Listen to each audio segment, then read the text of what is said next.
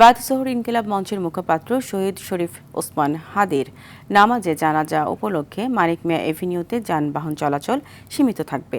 খেজুর বাগান ক্রসিং থেকে মানিক মিয়া এভিনিউ পর্যন্ত যান চলাচল বন্ধ রাখার নির্দেশ দিয়েছে ডিএমপি।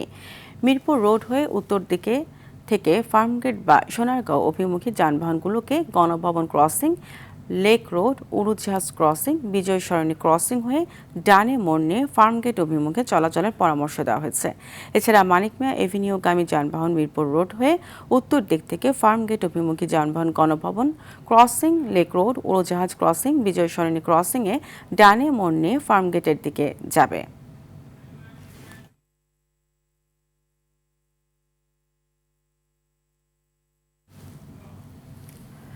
জাতীয় সংসদ ভবনের দক্ষিণ প্লাজা থেকে সরাসরি যুক্ত হচ্ছেন সহকর্মী সাকিবুর রহমান।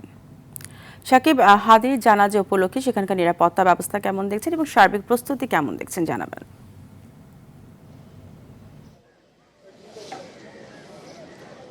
ফারিয়া, আসলে হাদির জানাজা উপলক্ষে কিন্তু মানিক মিয়া এভিনিউয়ের যে পুরো রাস্তাটি রয়েছে সেটিতে কিন্তু একেবারে যান চলাচল বন্ধ করে দেওয়া হয়েছে। দুই পাশে বাঁশের ব্যারিকেড দেওয়া হয়েছে এবং মানুষ যাতে ঢুকতে পারে সেরকম পথ রাখা হয়েছে। কোনো ধরনের যানবাহন চলাচল করতে দেওয়া হচ্ছে না। আইন শৃঙ্খলায় কিন্তু সব ধরনের বাহিনী এখানে নিয়োজিত রয়েছে। আমরা ক্যামেরায় দেখতে পাচ্ছি আনসার সদস্যরা রয়েছে, তাদেরকে কিছুক্ষণ আগেই ব্রিফিং করা হয়েছে। তারা আসলে কে কোন জায়গায় কিভাবে অবস্থান করবে সেই অনুযায়ী এখন তারা তাদের যে জায়গাগুলো সেই জায়গায় চলে যাচ্ছে। পাশাপাশি আমরা দেখেছি পুলিশ রয়েছে, র্যাব সদস্যরা রয়েছে এবং সাদা পোশাকে বিভিন্ন ধরনের গোয়েন্দা সংস্থার সদস্যরাও কিন্তু এখানে রয়েছে। যেহেতু অনেক মানুষের সমাগম হবে, যার ফলে আইন শৃঙ্খলার সব ধরনের ব্যবস্থা এখানে গ্রহণ করা হয়েছে। এবং পাশাপাশি ঢাকার বাইরে থেকে কিন্তু অনেকে জানা যায় অংশগ্রহণের জন্য ইতিমধ্যে ঢাকা শহরে চলে এসেছেন। তারাও কিন্তু এই দক্ষিণ প্লাজা অংশে মানিক মিয়ার যে এভিনিউটা রয়েছে সেখানে আসতে শুরু করেছেন। আমরা অনেকের সঙ্গে কথা বলেছি, তারা যেটি বলছেন যে আসলে তারা জানা যায় অংশগ্রহণ করার জন্য ঢাকায় এসেছেন এবং মূলত এছাড়াও তারা হাদির বিচারের যে জন্য সুষ্ঠু দাবি করেছেন, বিচারের সুষ্ঠু দাবি করেছেন। পাশাপাশি আসামিদেরকে যেন দ্রুত গ্রেফতার করা হয় সেই বিষয়টি অনেকে তুলে ধরছেন, যেন আসামিরা কোনোভাবেই ধরাছোঁয়ার বাইরে না চলে যায়। এর পাশাপাশি বলা চলে যে আইন শৃঙ্খলায় সব ধরনের প্রস্তুতি রয়েছে এবং সাধারণ মানুষের জন্য যে নির্দেশনাগুলো দেওয়া হয়েছে সেই নির্দেশনা মেনে নেওয়ার জন্য তারা আহ্বান জানিয়েছেন। এই জানাজায় যারা অংশগ্রহণ করবেন তাদেরকে আসলে কোনো ধরনের ব্যাগ যাতে তারা সঙ্গে করে না নিয়ে আসে সেই আহ্বানটিও কিন্তু করা হয়েছে। আমরা দেখেছি বিজিবি সদস্য থেকে শুরু করে আইন শৃঙ্খলা বাহিনীর সব সদস্যরাই তারা তাদের জায়গা অনুযায়ী প্রতিটি জায়গায় তারা অবস্থান নিয়ে থাকবেন এবং জানাজা শেষে সবাইকে সুশৃঙ্খলভাবে এই জায়গাটি ত্যাগ করতে বলা হয়েছে।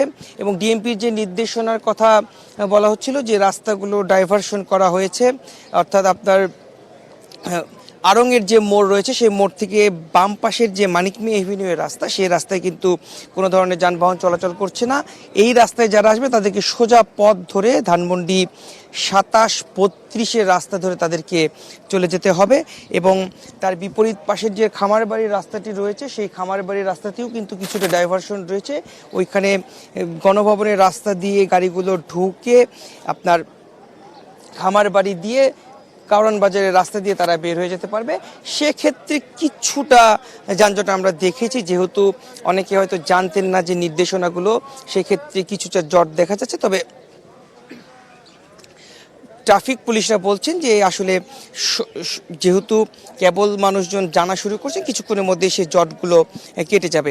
এবং শরীফ ওসমান হাদির মরদেহ কিন্তু রাখা হয়েছে হৃদরোগ ইনস্টিটিউটের যে হিমাগার রয়েছে সেখানে এবং দুপুর 2টার দিকে এইখানে জানাজা অনুষ্ঠিত হবে। জোহরের নামাজের পরে প্রধান উপদেষ্টা থেকে শুরু করে কিন্তু ভিভিআইপি সব ধরনের মানুষ এই জানাজায় অংশগ্রহণ করবেন বলে আমরা জানতে পেরেছি। তো সব মিলিয়ে বলা চলে যে আইন শৃঙ্খলা পরিস্থিতি নিয়ন্ত্রণে রাখার জন্য সব ব্যবস্থা গ্রহণ করে রাখা হয়েছে এবং সময় যত গড়বে তত কিন্তু মানুষের উপস্থিতি তত বাড়বে এবং আইন শৃঙ্খলা বাহিনীর সদস্যরা তারা বলছেন যে অনেক মানুষের সমাগম হতে পারে, যার ফলে তারা সব ধরনের ব্যবস্থা এখানে গ্রহণ করে রেখেছে। তো এই ছিল আমার কাছে মানিক মিয়া এভিনিউয়ের সর্বশেষ। ফারিয়া।